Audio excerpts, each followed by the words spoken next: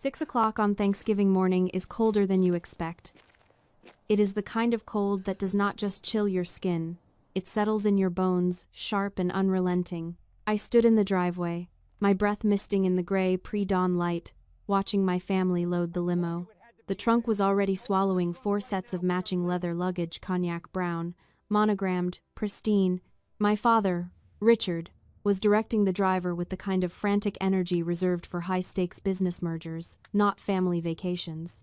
My mother, Susan, was already inside, checking her makeup in the vanity mirror, ensuring her effortless travel look was camera-ready. And then there was my sister, Chloe. Chloe was 25 and lived her life through the lens of a ring light. She stood by the open door of the limo, scroll-checking her phone, already mentally captioning the day. She looked up at me, her eyes sweeping over my windbreaker and jeans with a practiced dismissal. "Where is my bag?" I asked, my voice sounding small in the quiet street. Dad said there was plenty of room. Richard did not turn around. He just kept gesturing at the driver. Chloe let out a short, sharp sigh, like I was a pop-up ad she could not close. She reached into the back seat. But instead of pulling out a ticket or an itinerary, she pulled out a binder. A heavy, white plastic binder, bulging with papers. She walked over and shoved it into my hands. "You don't fit the aesthetic, Alyssa," she said. Her voice was not angry. It was matter-of-fact, clinical. "This is a brand trip. Sponsors are watching. We need everything to look cohesive. And you," she gestured vaguely at my entire existence, "you just disrupt the visual." "The visual?" I repeated, looking down at the binder. House Sitter's Guide was written on the front in Susan's sprawling cursive. "Mom and Dad agree," she continued, already turning back to the car. "It is better this way. We will be posting a lot. It would be weird if you were just there in the background." Richard finally looked over his shoulder. "We left a list of things that need doing while we are gone. The gutters, the garden. Make yourself useful, Alyssa. We will see you in 10 days. He slammed the trunk. They got in. The windows rolled up, tinting them into obscurity. I stood there, holding the cold plastic binder against my chest, as the long black car pulled away, leaving me in a cloud of exhaust and silence. The dust settled around my boots. I was not a daughter or a sister in that moment. I was a flaw in their composition, a smudge on the lens. Before we find out how Alyssa handles this, drop a comment and let me know where you're listening from and what time it is for you right now. I'd love to know who's part of our community. I unlocked the front door and stepped into the vacuum they left behind. The house was silent, but their presence was still suffocating. The air in the foyer held the lingering, expensive scent of Susan's perfume, sandalwood, and jasmine, a sharp contrast to the object in my hands. The binder smelled like a damp basement. It was heavy, thick with the weight of expectation. I walked into the kitchen, tossed it onto the marble island, and flipped it open. There was no thank you card. There was no envelope with cash for groceries or gas. There was just a spreadsheet. Day 1, water. The hydrangeas, use the filtered hose. Day 2, dust the crown molding in the dining room. Day 3, meet the pool guy, do not let him in see. It went on for 10 days. A meticulously itemized list of labor. They bad not just excluded me from their vacation, they had hired me as their uncompensated staff. I stood there for a long moment, listening to the hum of the refrigerator. I waited for the tears to come. I waited for the crushing weight of rejection to buckle my knees. But it did not happen. Instead, a strange, cold clarity washed over me. It felt like a fever breaking. For 28 years, I had been operating under a silent contract. If I was useful enough, good enough, and quiet enough, I would eventually earn my place at the table. But looking at that spreadsheet, I realized the contract was a fraud. I was not an investment to them. I was an appliance. And appliances do not get vacations. I did not scream. I did not throw the binder across the room. I pulled my laptop out of my bag and sat down on one of the bar stools. I logged into my bank account. There was a savings sub-account I had named Family Emergency Fund. It held $32,000 money I had scraped together from freelance landscaping gigs and overtime, money I had mentally earmarked for when Richard's risky investments inevitably failed again, or when they needed help with the mortgage. It was my safety net for them. I opened a new tab. I did not look for deals. I did not look for budget options. I typed Bora Bora into the search bar. I found the most exclusive resort on the island, the kind with private butlers and glass floors. I selected an overwater bungalow with a private infinity pool and a view of Mount Otemanu. I added the first-class flight package. I added the spa treatment bundle. I added the private sunset cruise. The total came to $30,450.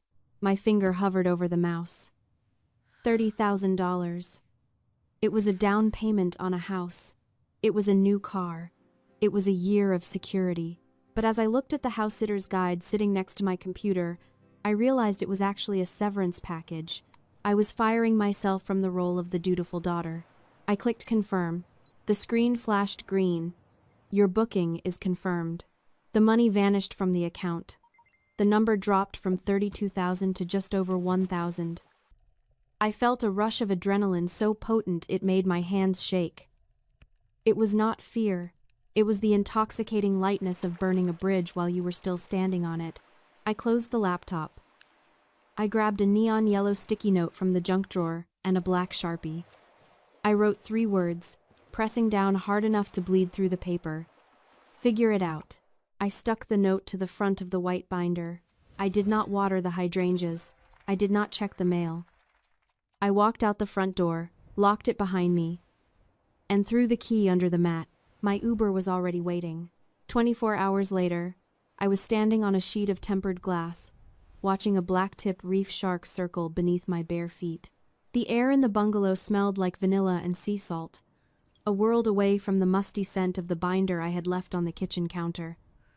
I walked out onto the private deck. The Pacific Ocean stretched out in every direction, a blinding, impossible turquoise that made my eyes ache. It was paradise. But as I leaned against the railing, watching the sun hit the water, my mind drifted back to that moment in the driveway. I knew the question everyone would ask. Why did I take the binder in the first place? Why did I let them hand it to me? Why didn't I throw it in the gutter right then and there? It is easy to call it weakness. It is easy to say I was a doormat, but it was not that simple. It was the invisible chain of the survivor. When you grow up in a house where love is a limited resource, you learn to become indispensable. You learn that affection is not a gift. It is a paycheck, and you have to earn it every single day. I did not take that binder because I agreed with them. I took it because, for 28 years, I had been conditioned to believe that my utility was my rent.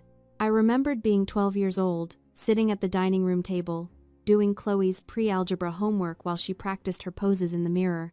Richard had patted my head and said, "Good girl, you are so helpful." That was the currency. Helpful, useful, efficient. I was not the pretty one. I was not the charismatic one. I was the one who knew how to reset the router when the internet went down. I was the one who balanced Susan's checkbook when she overspent on networking events. I was the staff. Even my career choice had been co-opted.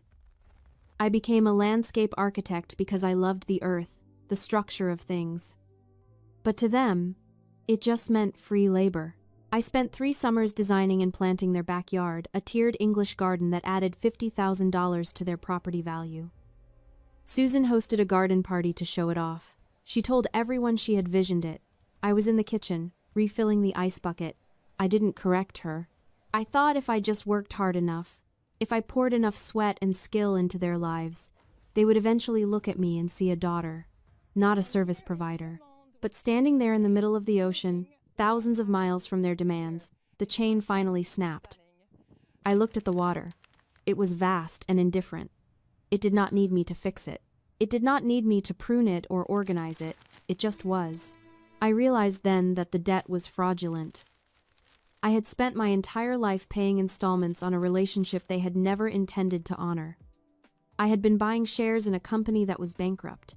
I walked back into the bedroom and picked up my phone. It was still connected to the resort Wi-Fi. I knew they wouldn't land in the Mediterranean for another few hours. I knew the moment they landed, the texts would start. Where are you? Did you water the plants? Why is not the mail on the counter? I did not want to hear it. I did not want to explain. I opened my contacts. I scrolled to Dad. Block. I scrolled to Mom. Block. I scrolled to Chloe. Block. It felt like cutting a wire on a bomb. The silence that followed was not empty. It was heavy with peace. I put the phone down on the nightstand. I stripped off my travel clothes, put on a swimsuit, and walked to the edge of the infinity pool. I didn't fit their aesthetic. That was fine, because looking around at this private, expensive, beautiful world I had built for myself, I realized they didn't fit mine. It was day 3. The sun in Bora Bora rose like a promise, turning the sky into a riot of gold and violet. I woke up early, pulled on my swimsuit, and walked out to the edge of my deck. The water was perfectly still, like glass waiting to be shattered. I set up my phone on a small tripod, hit record, and dove in. I did not edit the video. I didn't add a filter to make the water look bluer, it didn't need it. I didn't add trending music. I just posted the raw clip. 30 seconds of me swimming through crystal clear water as the sun crested the horizon, the silence broken only by the gentle lap of waves. The caption was simple, unfiltered. Within an hour, it had 10,000 views. By lunch, it had 50,000. People were hungry for something real. In a feed full of curated perfection and staged moments, my quiet morning swim felt like a breath of fresh air. Meanwhile, 7,000 miles away, the Mediterranean was having a bad day. I checked Chloe's Instagram. Her brand trip was a disaster. The sky in her photos was a flat, angry gray. The yacht looked cramped, the lighting harsh. In one video, you could see Susan shivering in her linen wrap, trying to smile while holding a glass of wine that looked ready to blow away in the wind. The comments were sparse, polite but unimpressed. Then, the notifications started. They had seen my post. My email pinged first. It was Richard. The subject line was simply, "Take it down. Alyssa, we are seeing your posts. This is incredibly selfish. You are confusing people. Everyone thinks we are on separate trips. You are making us look uncoordinated and dysfunctional. We are trying to launch Chloe's brand, and you are distracting from the main event. Take it down immediately. We can discuss this when we get back." I did not reply. I took a screenshot of the email and saved it to a folder I named Evidence. Then came the DMs from Chloe. She had created a burner account. I knew it was her because the handle was LuxLife Observer, a name she had brainstormed years ago. "You're pathetic," the message read. "You think going to a fancy resort makes you special? You're just jealous you weren't invited to the real trip. Everyone is asking why you aren't here. You're ruining everything." I read the messages while sipping a coconut water by my private pool. A slow smile spread across my face. They weren't mad that I was gone. They weren't worried about my safety. They were furious because I was happy. It was cognitive dissonance in real time. For years, they had built their self-worth on the idea that they were the main characters and I was the supporting cast. They needed me to be less than them to feel superior. By going to a place that was arguably more beautiful, more exclusive, and doing it entirely on my own dime, I had shattered their hierarchy. I was not just out of the frame. I was in a better movie. They were starving for their narcissistic supply, and I had cut off the tap. I didn't respond to Richard. I didn't block the burner account. Instead, I posted another photo. This time, it was just my feet propped up on the railing, a book in my lap, the endless ocean stretching out before me. The caption read, "Sometimes, the best view is the one you find when you stop looking for approval."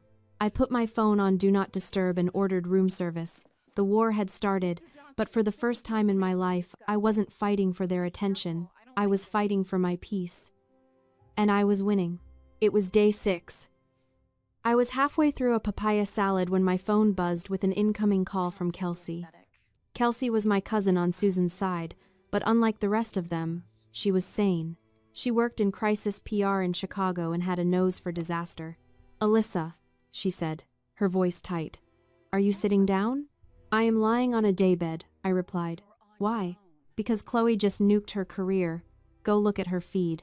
I opened Instagram. The first thing I saw was a photo on Chloe's grid. It showed the four of them, Richard, Susan, Chloe, and me standing on the deck of a yacht, raising champagne glasses. The caption read, "Family reunion in the Med. So glad Alyssa could finally join us. Missed you. Number family first, number yacht life. Number reunited." I zoomed in. The photo of me was cut from a picture taken at my graduation 3 years ago. The lighting was wrong, the sun was hitting my face from the left, while everyone else was lit from the right. My feet were floating slightly above the deck. And most damning of all, I was holding a diploma, which she had attempted to edit into a champagne flute, but the edge of the leather folder was still visible.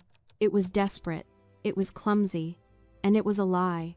She is trying to reclaim the narrative. Kelsey said in my ear, "Sponsors are asking where you are because your content is performing better than hers. She is trying to pretend you're there to stop the bleeding. She is lying to 50,000 people," I said, a cold fury settling in my chest. She is using my image to sell her fake life. "So what do we do?" Kelsey asked. "We can ignore it." "No," I said, "we don't ignore it. We escalate professionally." I did not comment on the post. I didn't send a DM. I opened my laptop and drafted a formal DMCA takedown notice. I cited unauthorized use of my likeness for commercial purposes. I sent it to Instagram's legal team. I sent a copy to every single brand tagged in Chloe's post. Then, I went live. I walked out to the edge of my bungalow deck.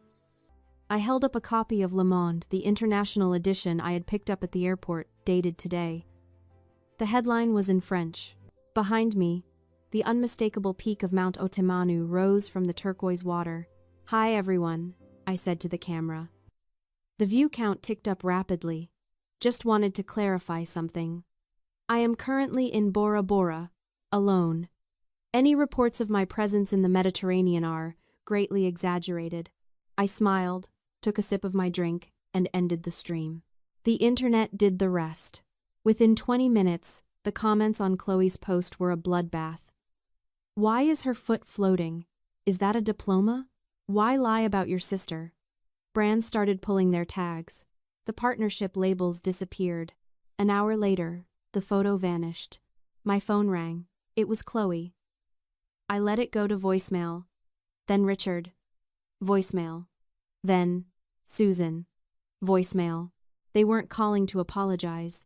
They were calling because I had popped their balloon. I had exposed the artifice. For years, they had relied on my silence to maintain their image of a perfect, cohesive family. They assumed I would play along because I always had. But I wasn't playing anymore. I was the one holding the remote. I texted Kelsey. She replied, "It's not just done, it's legendary." I sat back and watched the sunset. The sky turned a bruised purple. I felt a pang of sadness for Chloe, not for the influencer she tried to be, but for the sister she never was. She was so busy curating a life that she forgot to actually live one. And now, she had neither. 10 days in paradise changed me. I came back with sun-bleached hair, a tan that wouldn't wash off, and a spine made of steel. But the homecoming was short-lived. I was unpacking my suitcase, shaking the last of the Bora Bora sand out of my sneakers, when my phone rang. "Alyssa?" It was the branch manager from my bank. "We flagged a suspicious transaction request this morning. Someone tried to wire $15,000 from your main savings account to a company called Aegean Luxury Charters. We denied it because the signature didn't match, but we wanted to alert you." "15,000? I sat down on the edge of my bed. "Who authorized it?" The paperwork was faxed from a hotel in Mykonos.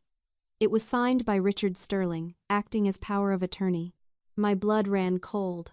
My father didn't have power of attorney. He never had. "Send me a copy of the document he used," I said, my voice shaking. When the email arrived, I opened the attachment.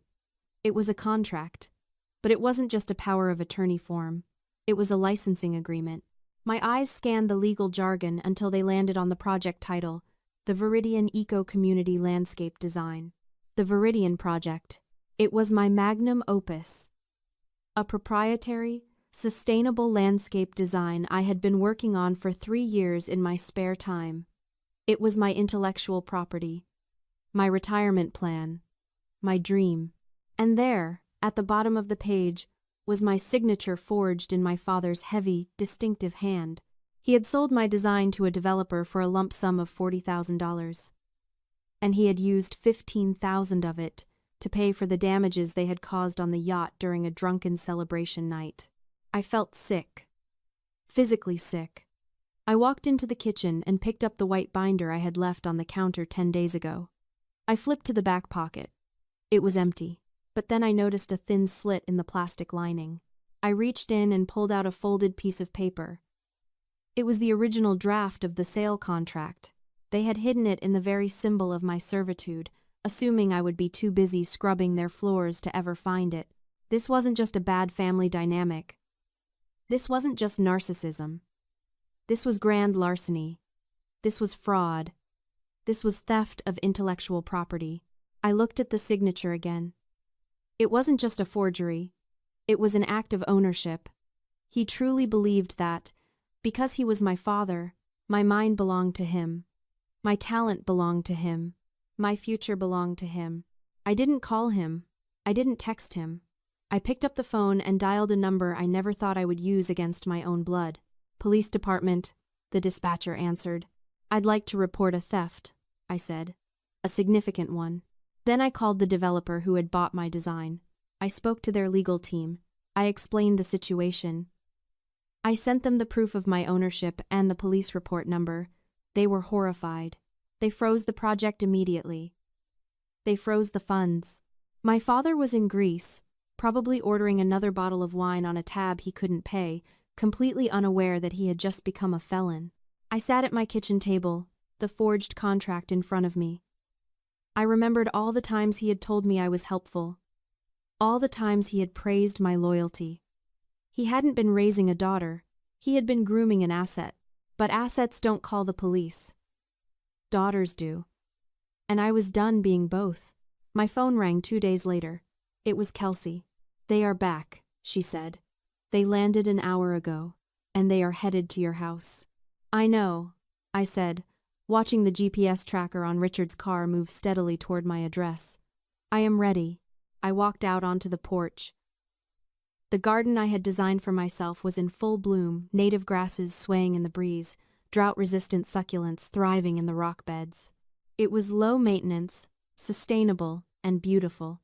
It was everything their garden wasn't. A taxi pulled into the driveway.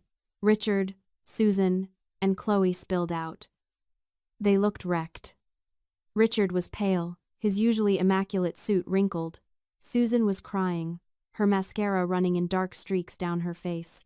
Chloe looked small, stripped of her filters and angles. They dragged their luggage up the walkway. "Alyssa," Susan choked out. "Thank God. We tried to call. Our cards were declined. We barely made it back." "I know," I said. "We need to talk," Richard said, his voice raspy. "There has been a misunderstanding. A terrible mistake with the bank. We need you to fix it. We need you to call the developer and tell them it was a misunderstanding." "It was not a misunderstanding," I said. "It was theft." "We are family," Chloe shouted, her voice cracking. "You called the police on Dad? Are you insane? He could go to jail." "He committed a felony," I replied calmly. "Actions have consequences." "We did it for us," Susan wailed. "For the family. We just wanted one nice trip. We wanted to build something for Chloe. We were going to pay you back once the brand deals came in." "With what?" I asked. "With the money you stole from my future? With the career you tried to build on a lie?" I reached behind me and picked up the white binder. The House Sitter's Guide. I walked down the steps and held it out to Richard. He stared at it, confusion warring with fear in his eyes. "You said I didn't fit the aesthetic," I said, my voice steady and clear. "You were right. I don't fit the aesthetic of fraud. I don't fit the aesthetic of exploitation, so I removed myself from the picture and from the lawsuit. I'm not pressing charges personally, but the state is. And the developer is. You're on your own. I dropped the binder into his hands. He flinched as if it were hot. Alyssa, please, he whispered. We have nowhere to go. The house. The mortgage hasn't been paid in 3 months. We used that money for the trip too. Figure it out, I said. I turned around and walked back up the steps. I didn't look back. I walked into my house, closed the heavy oak door, and turned the lock. 3 months later, I was kneeling in the dirt, planting new bulbs for spring. The sun was warm on my back. My phone was playing a podcast about sustainable architecture. It was quiet. Richard had taken a plea deal. 5 years probation, restitution, and community service. He was working at a hardware store to pay back the developer. Susan had moved into a small apartment and was working as a receptionist. Chloe had deleted her social media accounts and was working at a coffee shop, learning for the first time what actual labor felt like. They hadn't contacted me. The terms of Richard's probation included a no-contact order for the victim of his theft. Me. I dug a hole in the earth and placed a tulip bulb inside. People talk about revenge like it's a weapon, like it's something you do to someone. But as I covered the bulb with soil, patting it down gently, I realized that true justice isn't about destruction. It's about gardening. You don't hate the weed. You don't scream at the invasive vine that tries to choke your roses. You just remove it. You prune the dead branches so the tree can survive. You clear the space so the things you actually love can grow. I stood up and brushed the dirt from my knees. I looked at my garden. It was thriving. The colors were vibrant. The lines clean and strong. It was a space designed by me. For me. I wasn't the uninvited guest anymore. I was the owner of the house. And for the first time in my life, everything fit the aesthetic. If you've ever had to prune your own family tree to save your sanity, share this story. You are not alone.